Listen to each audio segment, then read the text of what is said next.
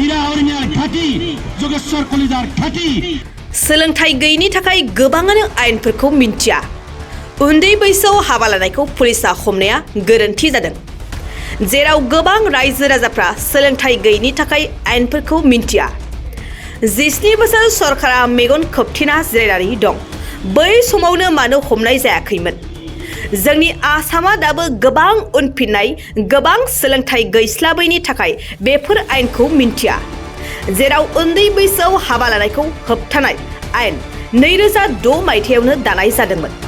दिनैसिम 17 बोसोर आगान होबाय जाय समाव आयेनखौ दादोंमोन बै समावनो बे आयेनखौ मावफुङालासिनो हरसेनि गेजेराव आयेनखौ मावफुंनाया गोरोन्थि सरकारा आयेनखौ मावफुंनायनि सिगां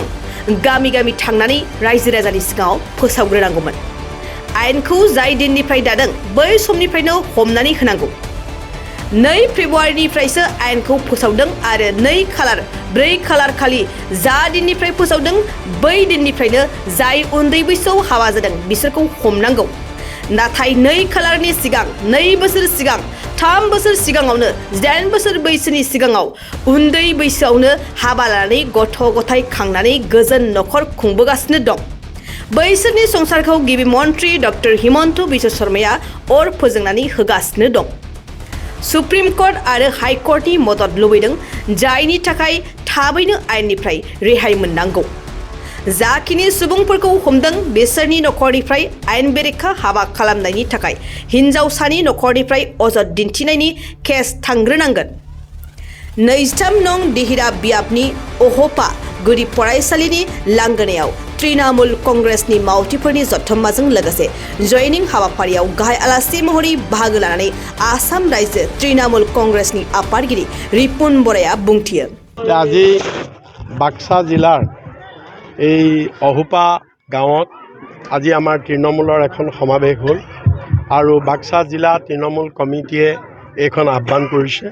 আৰু এইখন আহ্বান কৰা হৈছে যে আমি অসম তৃণমূল কংগ্ৰেছে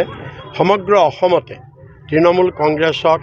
গাঁৱে ভূঞে চুকে কোণে ঘৰে ঘৰে লৈ যোৱাৰ কাৰণে আমি যি পৰিকল্পনা লৈছোঁ বিভিন্ন পৰিকল্পনা আৰু তাৰ এটা অংশ হিচাপে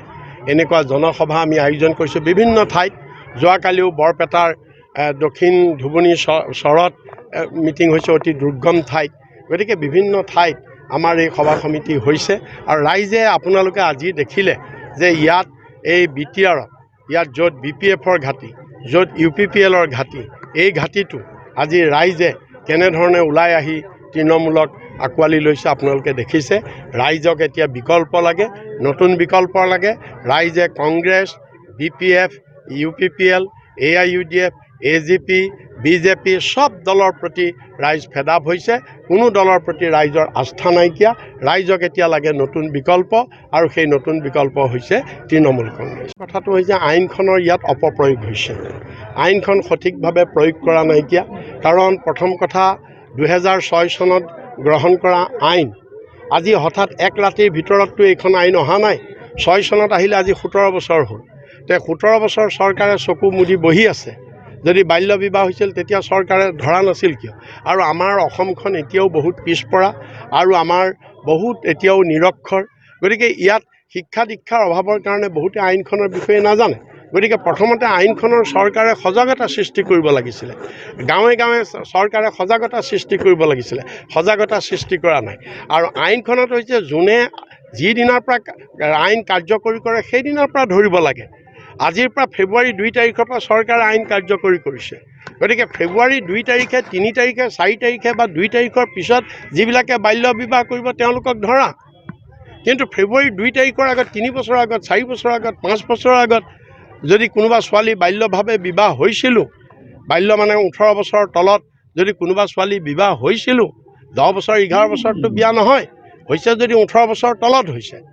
গতিকে 18 বছৰৰ তলত যদি কোনোবা ছোৱালী বিবাহ হৈছেও তেতিয়াহ'লে সেইবিলাক ছোৱালীয়ে আজি 18 বছৰ অতিক্ৰম কৰিলে আৰু সেইবিলাক ছোৱালীয়ে এতিয়া ল'ৰা ছোৱালী জন্ম দি স্বামীৰ লগত সুখেৰে সংসাৰ চলাই আছে এতিয়া মুখ্যমন্ত্ৰীয়ে সেইবিলাক সংসাৰত জুই জ্বলাই দিছে সেইবিলাক সংসাৰত এতিয়া জুই জ্বলাই দিছে গতিকে সেইকাৰণে আইনখন অপপ্ৰয়োগ হৈছে আমি সুপ্ৰিম কোৰ্ট আৰু হাইকোৰ্টৰো হস্তক্ষেপ আমি বিচাৰিছোঁ ইয়াত আইনখন যাতে সঠিকভাৱে প্ৰয়োগ হ'ব লাগে আৰু মানুহবিলাক ধৰিছে কিহৰ ওপৰত মানুহবিলাক কাৰ ওপৰত ধৰিছে পুলিচৰ ওপৰত ধৰিছে পুলিচৰ ৰিপৰ্ট গাঁওবুঢ়াৰ ৰিপৰ্টৰ ওপৰত ধৰিছে এইটোৰ ওপৰত ধৰিব নোৱাৰে যেতিয়ালৈকে সেই ছোৱালীৰ ঘৰৰ পৰা কমপ্লেইন নহয় এজাহাৰ থাকিব লাগিব এজাহাৰ ছোৱালী ঘৰৰ পৰা এইবিলাক দেখিব যিমান আজি 4,000 মই আজি কৈছোঁ লিখি ৰাখক এই 4,000 3,000 যিমান মানুহ এৰেষ্ট হৈছে কোনো এটা মানুহক এই চৰকাৰে শাস্তি দিব নোৱাৰে কোনো এটা মানুহৰ এইটো প্ৰমাণ নহয় এইটো কোনো প্ৰমাণ নহয় পুলিচে কোনো চাৰ্জশ্বিট দিব নোৱাৰে কোৰ্টত প্ৰমাণ নহয় কাৰণ কোৰ্টত কেনেকৈ প্ৰমাণ হ'ব ছোৱালীয়ে ক'ব লাগিব মোক বাল্য বিবাহ কৰি আনি পেলাই মোক যৌন নিৰ্যাতন কৰিছে বুলি ক'ব নেকি সেই ছোৱালীয়ে সেই মাক বাপেকে ক'ব নেকি তেওঁলোকে শান্তিৰে গ্ৰহণ কৰি লৈছে গতিকে কেলেই ক'ব গতিকে কোনো প্ৰমাণ কৰিব নোৱাৰে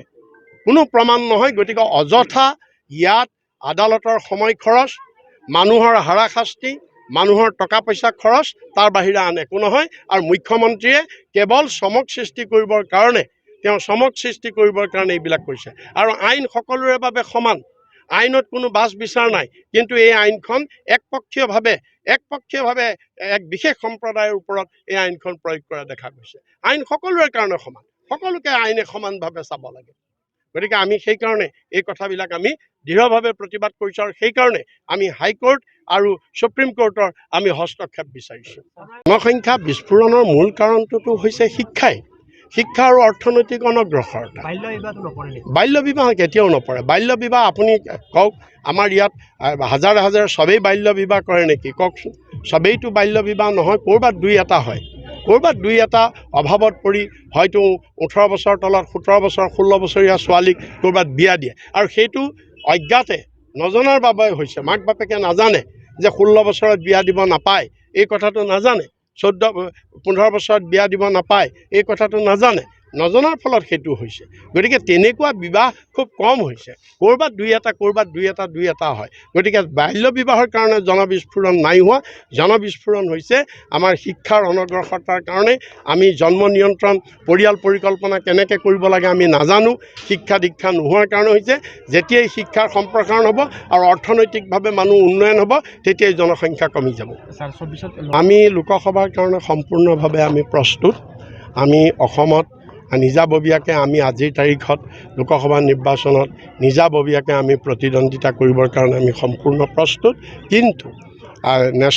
ৰাষ্ট্ৰীয় প্ৰেক্ষাপটত কি সিদ্ধান্ত হয় তাৰ ওপৰত আমাৰ সিদ্ধান্ত নিৰ্ভৰ কৰিব কাৰণ গোটেই দেশত বিজেপিক উৎখাত কৰিবৰ কাৰণে বিৰোধী ঐক্য যদি হয় তেতিয়াহ'লে সেই বিৰোধী ঐক্যৰ যি সিদ্ধান্ত হ'ব সেই সিদ্ধান্ত মতে আমাৰ অসমতো আমি তৃণমূল কংগ্ৰেছে সেই সিদ্ধান্ত ল'ম আমি আমাৰ নেত্ৰী মমতা বেনাৰ্জীয়ে আৰম্ভণিৰ পৰা তেওঁ গোটেই বিৰোধী দলৰ মুখ্যমন্ত্ৰীসকলক লৈ বিৰোধী দলৰ বিভিন্ন ৰাজ্যৰ নেতাসকলক লৈ তেওঁ কেইবাখনো বৈঠক কৰিছে বিৰোধী দল একত্ৰিত কৰিবৰ বাবে আৰু এইটো অতি পজিটিভ লাইনত গৈ আছে আৰু আমি আশা কৰিছোঁ অতি সোনকালে বিৰোধী ঐক্য হ'ব আৰু মোদীক বিজেপিক উৎখাত কৰিব জেগা লৈ হ'ব ঠাই লৈ পেলাই হ'ব যোন ঠাইত যাৰ শক্তিশালী স্থিতি আছে সেই কথাবিলাক আহিব সেইমতে হ'ব